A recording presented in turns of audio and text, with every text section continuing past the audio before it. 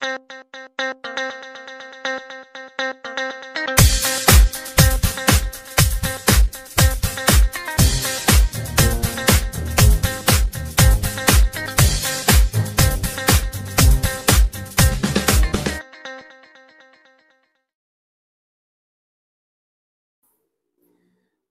assalamualaikum warahmatullahi wabarakatuh. Waalaikumsalam warahmatullahi wabarakatuh. Alhamdulillah, kita baru mulai program ini, gitu ya kan?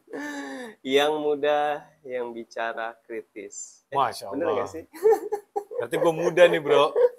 Iya, emang muda nih, Insya Allah. Dan pertama kali ya dia diundang nih, namanya Bang Vidi Albara. Pakai Kenapa? dadah? Pakai dadah nggak? Hah? Pakai dadah nggak? Oh iya, boleh dadah. Assalamualaikum. Iya, kenapa dia pertama kali? Karena dia bikin program juga Berani Bicara, dan alhamdulillah bagaimana mencetak anak muda itu dia bisa menyuarakan opininya dan fokusnya untuk buat dakwah kita. Kira-kira gitu ya, Bang? Insya Allah. Harapannya gitu. Masya Allah. Jadi agak mirip-mirip dikit lah. Jadi boleh di follow IG-nya vidi.maridakwah gitu. Woi, Masya Allah. Promosi ya, promosi. Iya. Jangan di follow lah. @vidi.maridakwahnya. Biasanya kalau dibilang jangan tuh orang jadi ngelakuin ya. Iya. The power of negative thinking. Power of negative thinking. Nah, ini kan kalau ada bahasa-bahasa berat, maklumin aja. Karena beliau nih sudah mendalami dunia NLP ya. Sedikit. Nah, jadi ya kira-kira ada bahasa-bahasa yang aneh-aneh, tapi nggak apa-apa lah, kita pura-pura ngerti aja. Nanti ngerti sendiri. Oke, dan kenalin gue Azam. Alhamdulillah kita bakal buat program ini dan mengundang tokoh-tokoh yang masih muda untuk menyuarakan opininya. Wah, khususnya. Masya Allah. Luar biasa, Azam. Ya, mohon doanya mudah-mudahan program ini terus bisa memberikan manfaat. Amin. Dan juga teman-teman semuanya, hari ini kita sedang hangat pembahasan tentang khilafah. Nah, ini kan, waduh, Agak deg-degan ya bro. agak deg-degan ya. Ini Ya, antum nanya. belum di brief nih ya soalnya. Aduh, nanya khilafah nih. Langsung aja. Karena kemarin saya lihat video Ustadz Hanan Attaqi tuh, yang terkenalnya biasanya di kalangan anak-anak muda dengan storytelling yang luar biasanya. Ternyata beliau juga ikut ngomongin khilafah nih, ya kan? Terus sebelumnya juga Elon Musk, ya kan? Mas Elon juga ngomongin khilafah tuh di tengah para pejabat-pejabat lah gitu. Gitu. Kalau kita kan ya termasuk yang baru sih, saya ngomongin khilafah. Karena agak deg-degan nih bro. Boleh minum dulu? Boleh silakan. Nah, jadi ya emang inilah membahas isu-isu yang dalam tanda kutip nggak biasa di anak-anak muda ya. Ya kita biasain lah biar terbiasa. Nggak apa-apa, deg-degan di awal, nanti lama-lama tambah takut. Tapi kita di sini bukan bukan dalam rangka merespon video-video tadi, tapi ya kita pengen ngebahas aja sih kenapa sih khilafah ini jadi seakan-akan semakin banyak yang bicarain. Nih termasuk juga Bang Vidi kan mulai nih ngomongin khilafah ya. Terus ini yang pertama kali kayaknya. Iya. Offline sih sering offline. Nah, ini online-nya, ya kan? Kan tahun-tahun sebelumnya nggak ngomongin kan? Iya, belum. Beliau baru juga hijrah ya. Mudah-mudahan Allah istiqomahkan nih. Amin. Termasuk saya juga yang baru ngomongin khilafah itu ya sekitar dari 2015.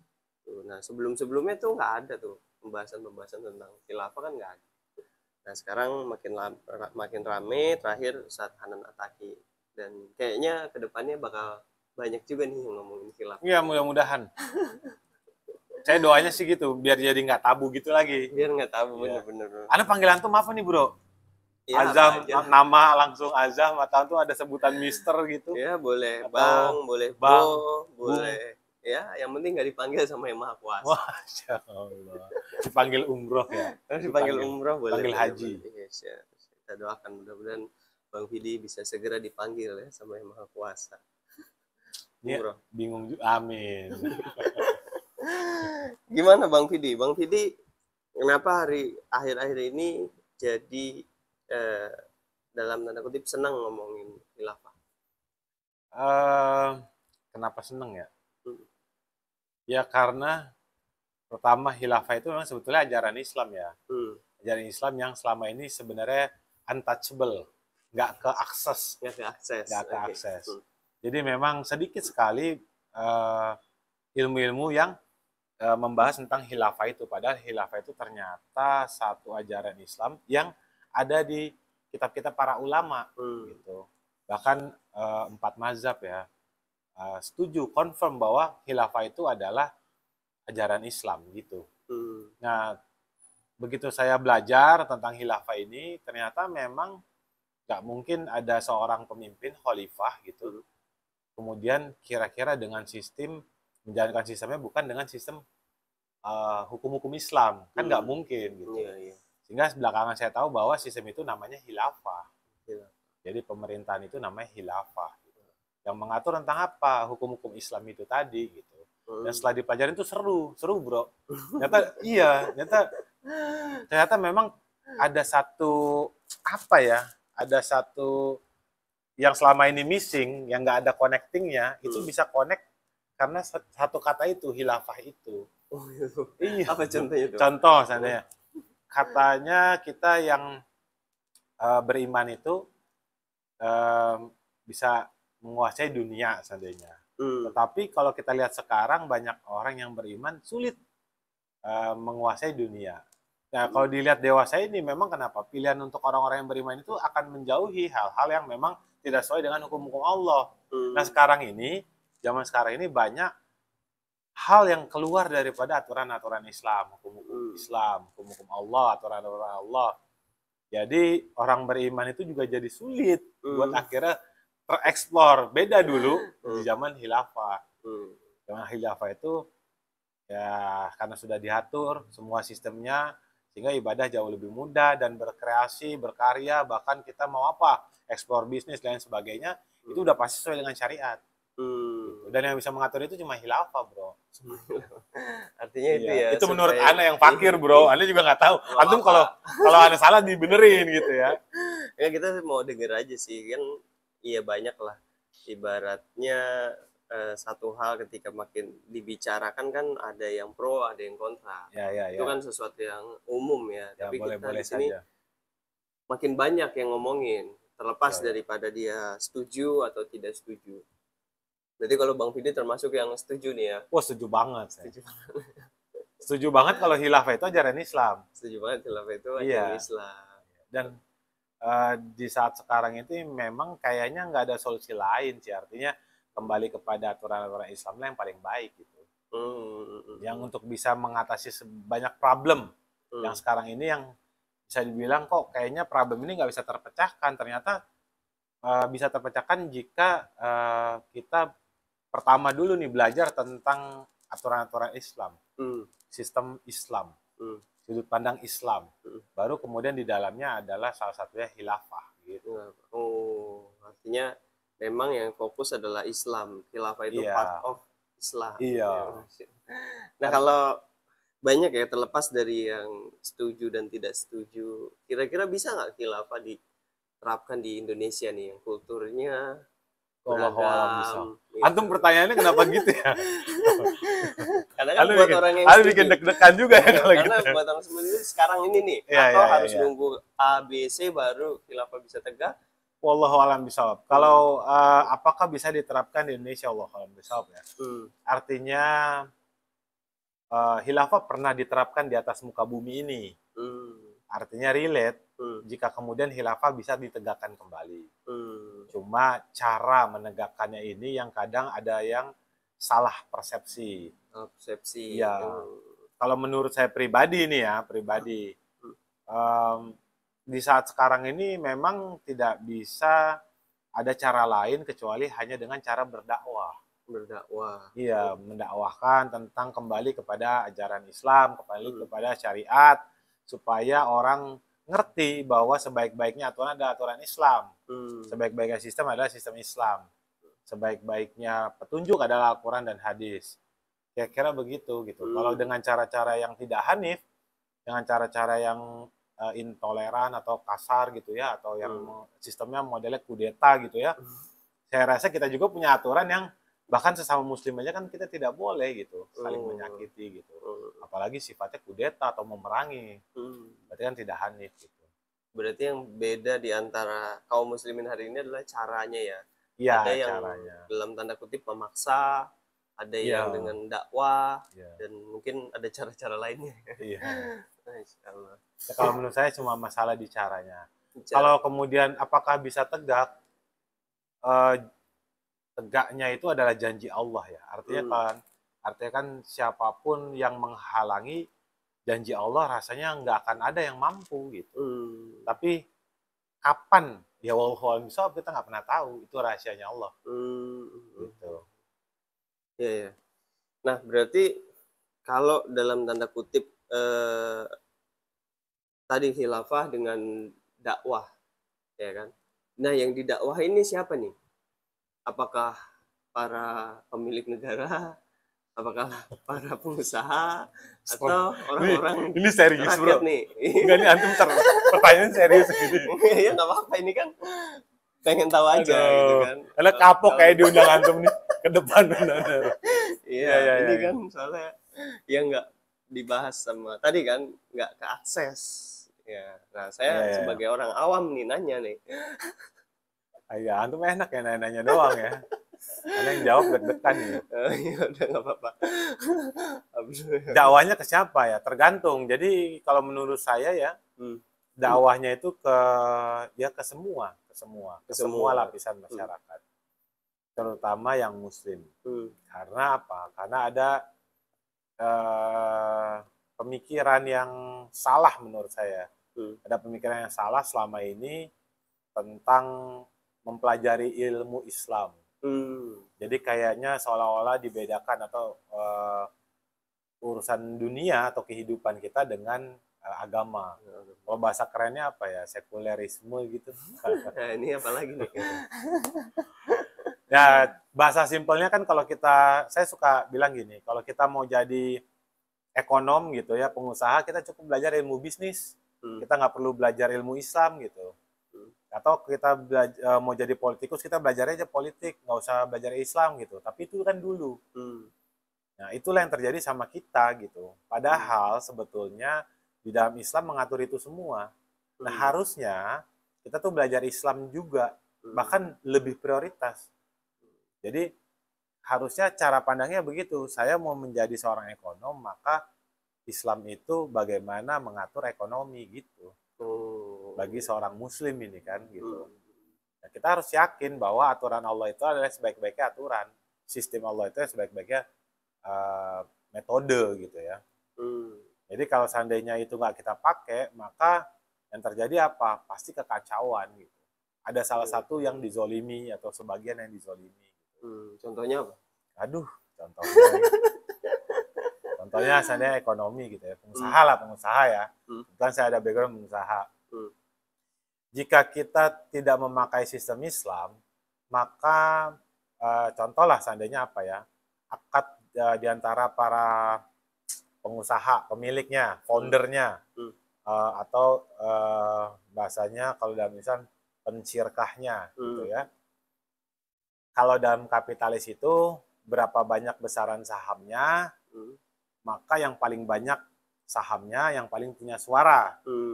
Tapi kalau di dalam Islam tidak demikian gitu. Jadi siapapun yang memiliki atau yang tergabung dalam syirkah itu mempunyai hak suara yang sama, walaupun saham dia minoritas. Gitu. Nah, dengan sistem yang ada sekarang ternyata akhirnya orang yang banyak duit yang berkuasa gitu. Karena dia punya saham terbanyak kan gitu. Nah, kalau kita nggak punya saham banyak, nggak ada suara tuh, nggak berkuasa, apalagi cuma 1% gitu ya seandainya. Kan kalau di dalam kapitalis 50 plus 1 gitu lah kira-kira. Tapi kalau di dalam Islam itu kan keren bro, jadi 1% saham aja punya hak yang sama gitu. Artinya kan tidak menzolimi antara satu sama lain, karena haknya sama. Walaupun kalau masalah saham itu masalahnya cuma di pembagiannya yang berbeda gitu, keuntungannya yang berbeda gitu. Oh, kirain pembagiannya sama. Kayaknya yang modalnya gede itu yang terzalimi ya. Iya. Kalau pembagian kan berdasarkan kesepakatan, bro. Kesepakatannya. Iya. Itu yang setelah saya belajar, saya nggak tahu juga ya benar atau enggak ya, wallahu a'lam bishawab. Mudah-mudahan memang ya demikian ya. Artinya setelah saya melanglang buana juga kan keren banget itu, sistem Islam itu keren. Gitu. Mengatur anak muda gitu. Sebenarnya anak muda bisa tetap berkreasi gitu, tapi tidak keluar dari koridor-koridor batasan aturan Islam gitu. Itu keren, bro. Iya, keren. Itu jangan nanya-nanya yang susah-susah lagi nih. Ya nggak apa-apa, ini kan pertanyaan memang ya kritis lah. Gitu lah. Iya. Ngomongin khilafah ya, artinya terlepas daripada yang setuju ataupun tidak setuju, itu kan punya alasan masing-masing. Iya. Dan sebagaimana dulu juga Indonesia merdeka kan, ada juga gagasan-gagasan Indonesia tidak layak merdeka. Aduh, gitu. Udah jangan lanjutin, bro. Ini antum mau nanya yang enggak, artinya setelah Indonesia merdeka kita udah nggak pernah dengar lagi gagasan Indonesia tidak layak merdeka. Artinya setelah proklamasi, nah, artinya udah biasa terjadi pro kontra itu kan. Termasuk mungkin dalam hal ini khilafah. Nah, makanya buat teman-teman yang mungkin belum bisa mengakses nih kan, seandainya yang akses mulainya dari mana kita kan bingung nih. Iya. Ya kan. Nah, makanya coba di-share lagi, ada lagi nggak kerenan khilafah ketika itu diterapkan? Kerennya khilafah ketika diterapkan. Jadi sebenarnya gini ya, poin paling pentingnya adalah bagaimana di kepala kita itu harus yakin dulu bahwa segala sesuatu yang diaturkan oleh Islam dan menjadi cara-cara Islam atau konsep-konsep Islam atau metodenya Islam itu ada yang terbaik. Yang terbaik itu dulu gitu. Maka kalau itu kita sudah paham, apalagi kita ini seorang muslim, kita yakin bahwa aturan-aturan Islam itu, cara Islam itu adalah yang paling terbaik, maka dia jadi top of mind tuh di kepala kita. Jadi paling atas kedudukannya. Nah, sehingga menerima bahwa sistem ya pemerintahan gitu ya, atau sistem yang mengatur tentang hukum-hukum Islam itu namanya adalah khilafah, kita akan mudah menerima itu karena memang itu adalah ajaran Islam gitu. Jadi kan mau nggak mau kan kita akan terima. Nah, kalau seandainya Islam itu ada di top of mind kita. Nah, kalau Islam itu masih bercampur antara kemanusiaan gitu ya, bahasa saya kan, kalau Islam itu masih sejajar posisinya antara kemanusiaan dan otak kita menimbang-nimbang seolah-olah tidak relate Islam itu diterapkan saat ini, maka pasti akan ada kekacauan cara berpikir. Kekacauan cara berpikir gimana? Iya, kekacauan cara berpikir. Contoh. Ya, kalau sekarang mah semua agama sama gitu ya. Ya, semua orang punya hak lah gitu. Ada hak asasi manusia. Tetapi pertanyaan saya, bagaimana di dalam Al-Quran dinyatakan bahwa sebaik-baiknya agama adalah Islam seandainya? Sebaik-baiknya umat adalah ya umat Nabi Muhammad.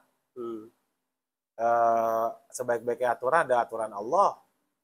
Hak asasi manusia, sekarang hak asasi manusia, oke, karena toleransi tadi. Tetapi bagaimana kita bisa menjawab kalau ada orang yang bilang saya sukanya sama cowok gitu, dan itu kalau terjadi sama anak antum gimana kira-kira gitu? Nah, antum laki-laki, terus dia bilang, papa, aku suka sama cowok, ini kan hak aku mencintai dia, gitu gimana? Kalau dibilang min zalik kan, sementara hal itu kan Islam larang gitu, menjadi satu hal yang bahkan apa ya, Allah azab orang-orang itu gitu. Gitu kan, artinya kan nggak relate. Nah, kalau kita mengedepankan urusan kemanusiaan, maka kita setuju bahwa rasanya manusia itu jadi harus dibentuk ya, bukan dinaungi gitulah. Makanya akhirnya ada penggagas LGBT dan setuju karena apa, bicara tentang rasa kemanusiaan itu. Padahal udah jelas, aduh kaki anak kelihatan Ustaz. Padahal udah jelas tuh.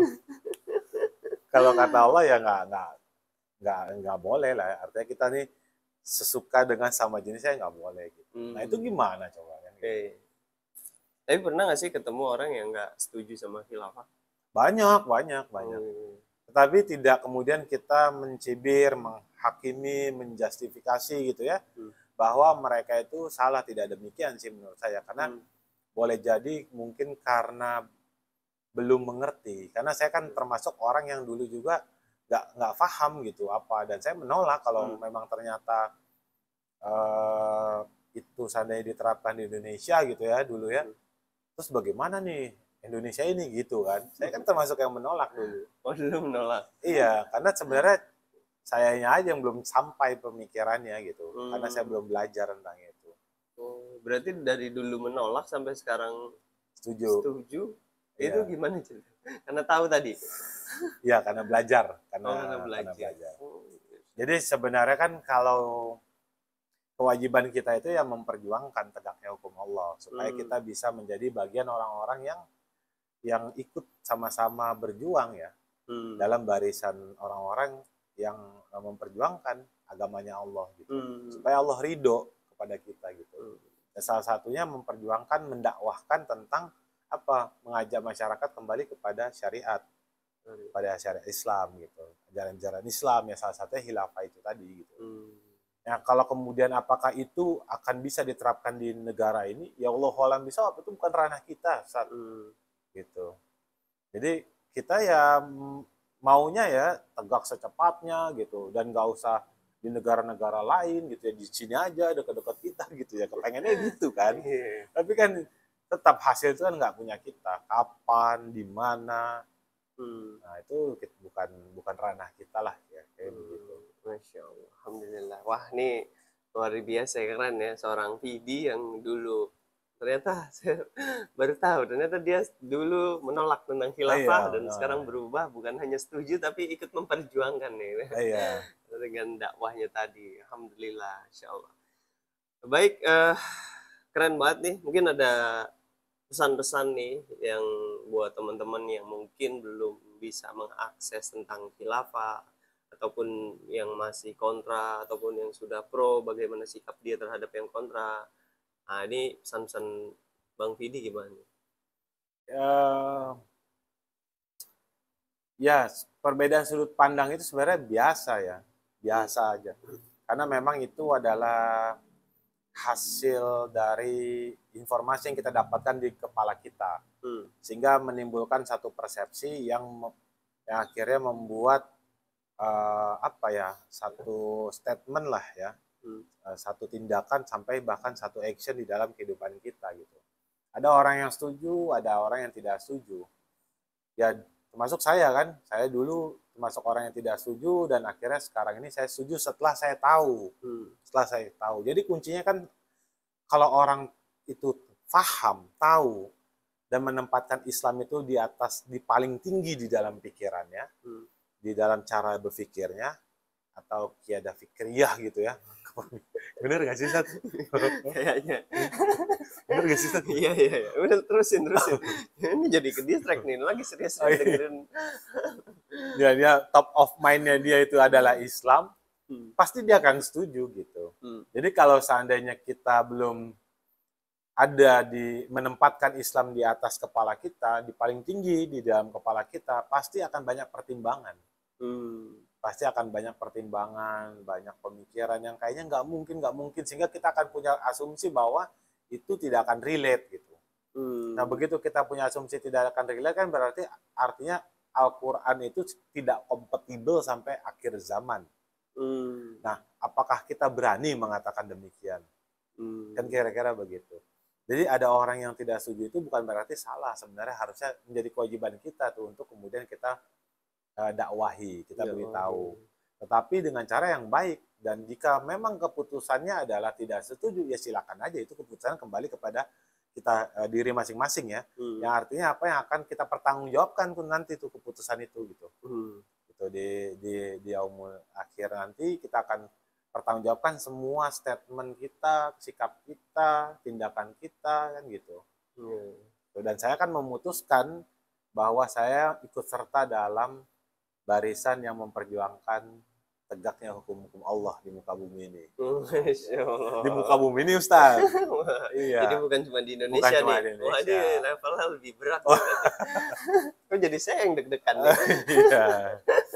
Kayak gitu. Masya Allah. Terakhir mungkin sebenarnya khilafah itu apa sih?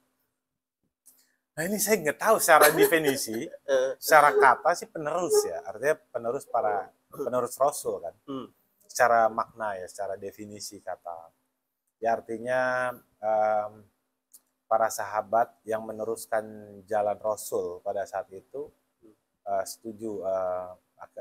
Kalau kita lihat ya bagaimana pada saat Rasul wafat, kemudian para sahabat lebih mementingkan untuk memilih satu pemimpin dibanding menguburkan jenazahnya Rasul. Pada saat itu artinya memang ada satu hal yang lebih penting, yaitu apa, Islam harus memiliki seorang pemimpin dan terus menjalankan apa yang Rasulullah sudah jalankan. Ya, itulah yang akhirnya diangkatlah seorang khalifah yang menjalankan sistem khilafah. Menjalankan khilafah ini tadi. Nah, bahkan kalau kita lihat kan Rasulullah juga adalah seorang pemimpin agama dan pemimpin pemerintahan, pemimpin kenegaraan. Ya. Nah, artinya kalau kita mengikuti Rasulullah, bagaimana Rasulullah adalah suri tauladan kita, berarti apa yang beliau lakukan ya kita harus ikuti. Ya salah satunya apa? Metode itu tadi gitu. Dalam mengurus negara. Dalam mengurus negara tadi. Kan nggak mungkin, coba antum bayangkan kalau seorang khalifah terus kemudian mengurus negara dengan cara demokrasi, kira-kira begitu ya. Itu namanya presiden ya. Kira-kira gimana tuh Ustaz? Kan nggak mungkin, artinya kan secara otomatis seorang khalifah, seorang pemimpin Islam akan mengurusi negaranya, wilayahnya dengan aturan-aturan Islam. Nah, perkara seorang khalifahnya itu zolim, wallahu a'lam bishawab ya, ya itu kan lain urusan gitu. Tetapi sistemnya sudah pasti adalah sistem Islam gitu. Sistem Islam. Khilafah tadi ya. Iya. Bisa nggak kalau presiden dibilang sebagai khalifah? Ya nggak bisa lah. Nggak bisa. Iya. Presiden kan proses pengangkatannya beda gitu. Oh beda ya. Proses ya nggak bisa lah ya. Ya kalau presiden berarti kan presidensial kan gitu ya. Ya demokrasi seandainya gitu. Kalau raja kan sistemnya kan kerajaan, berarti diangkatnya dengan proses yang kita nggak tahu ya bagaimana ya. Iya. Gitu.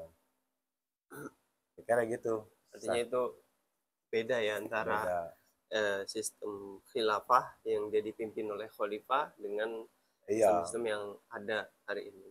Gitu. Iya. Kalau Arab nih khilafah bukan kalau Arab. Oh, insyaallah. Antum nanyanya gitu ya. Ya kalau berdasarkan nama ya, namanya United ya, Uni Emirat kan gitu. Berarti kan bukan khilafah. Ya karena menurut Anda gitu ya. Karena Republik Indonesia, berarti kan bukan khilafah. Khilafah itu ya khilafah gitu. Nggak bisa Republik Indonesia khilafah kan gitu, nggak bisa. Gitu. Tapi Uni Emirat kan apa? Imaroh gitu. Ada deg-degan di sana. Iya emang apa ini kan? Ya siap-siap aja ditangkap. Tinggal lah. Ini kan kita cuma diskusi dan ya namanya pemikiran ini kan nggak bisa gitu kita hukumi. Apa, maksudnya nggak bisa ada tindakan seharusnya ya sebelum ada undang-undang ITE. Tapi ya kira-kira ya kalau menurut saya kan Saudi Arabia atau Uni Emirat Arab karena namanya Uni itu tadi ya menurut saya bukan khilafah. Dan kalau kita lihat bagaimana masih adanya hal-hal yang terkait dengan maksiat bahkan di dalam negara Saudi Arabia sendiri, seandainya contoh adanya diskotik gitu ya, pub diskotik gitu di dekat kota Mekah gitu bahkan.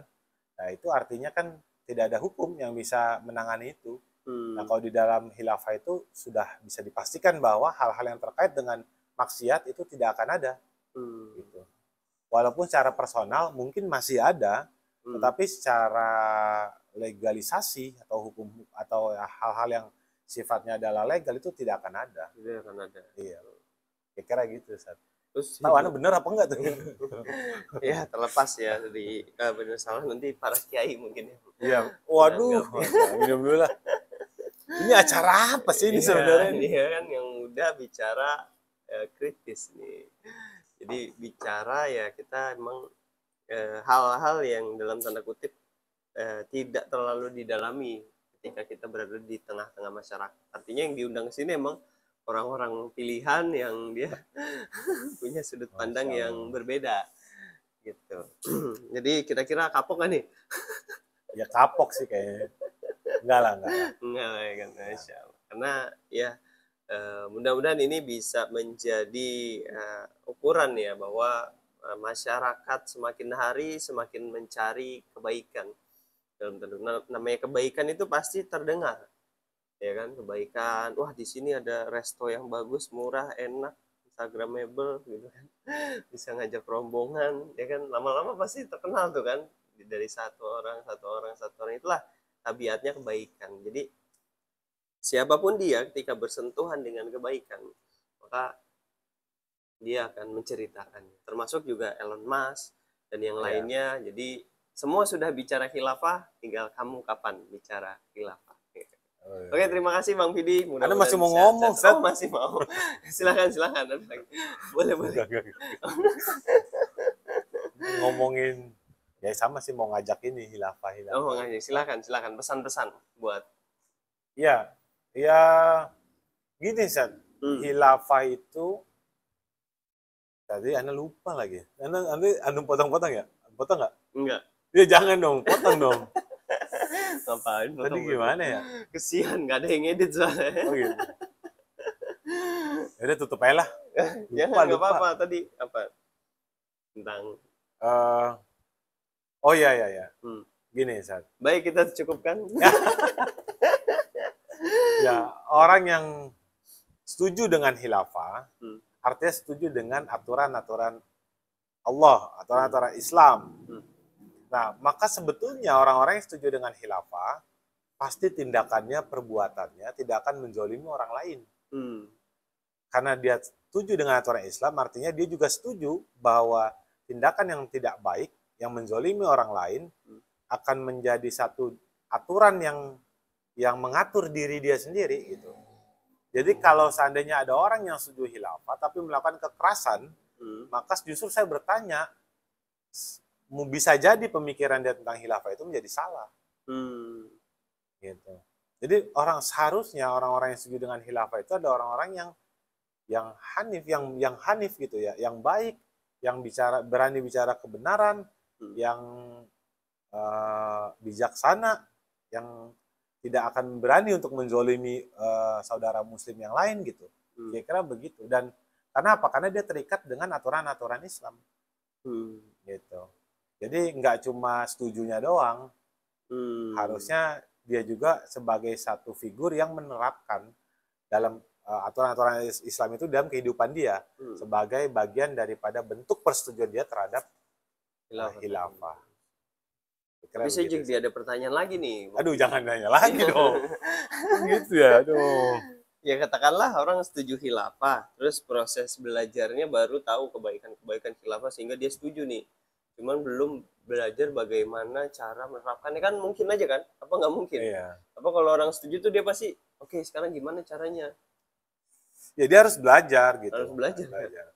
Artinya statement setuju itu, ya kan pertama statementnya setuju, yang kedua statement untuk sama-sama mau thalabul ilmi dan belajar tentang apa yang untouchable tadi, yang nggak tersentuh tadi. Bahwa sebenarnya bagaimana sih mengetahui Islam itu secara kafah gitu. Dan kemudian setelahnya ikut serta dalam barisan dakwah. Mendakwahkan untuk mengajak orang-orang kembali kepada aturan-aturan Islam, kembali kepada syariat Islam, hukum-hukum Islam. Ya, itu adalah bagian dari ikhtiar kita. Bagaimanapun nanti hasilnya, wallahu a'lam bishawab. Ya, artinya begitu ya teman-teman. Seandainya pun kita tahu kebaikan-kebaikan khilafah, jadi kita harus secara utuh belajarnya ya. Jangan sepotong-potong gitu kan, nih ketahuan nih kalau diajak ngaji pura-pura ngurusin motor gitu. Gitu. Jadi secara utuh sehingga kita bisa memahami, memposisikan agar tidak ada lagi yang memaksakan pendapat dan lain sebagainya. Ya mudah-mudahan kebaikan ini juga bisa harmonis ya di tengah-tengah masyarakat. Amin, amin. Dan juga kita berharap mudah-mudahan ini menjadi wasilah turunnya agar negeri kita semakin diberkahi. Amin. Dan juga amin. kebaikan-kebaikan lainnya insya Allah. Ini mungkin acara kita pada hari ini. Terima kasih banyak ya. Mohon maaf ya kalau ada kata-kata yang salah, ya, ada setting-setting yang keliru ya, karena ini nggak di brief nih ya kan, cuma diundang tiba-tiba langsung ngomongin ini ya, jadinya takut. Jadi mohon dimaklumi ya. Iya. Ya terakhir, makasih banyak Bang Vidi sudah meluangkan waktunya di tengah kesibukannya. Mudah-mudahan sehat-sehat selalu, ilmu berkah. Amin. Dan juga bisa bermanfaat lebih luas lagi insya Allah. Saya Abdul Azam mewakili kru yang bertugas. Ada krunya nggak sih? Nggak ada. Mengucapkan terima kasih dan assalamualaikum warahmatullahi wabarakatuh. Waalaikumsalam warahmatullahi wabarakatuh.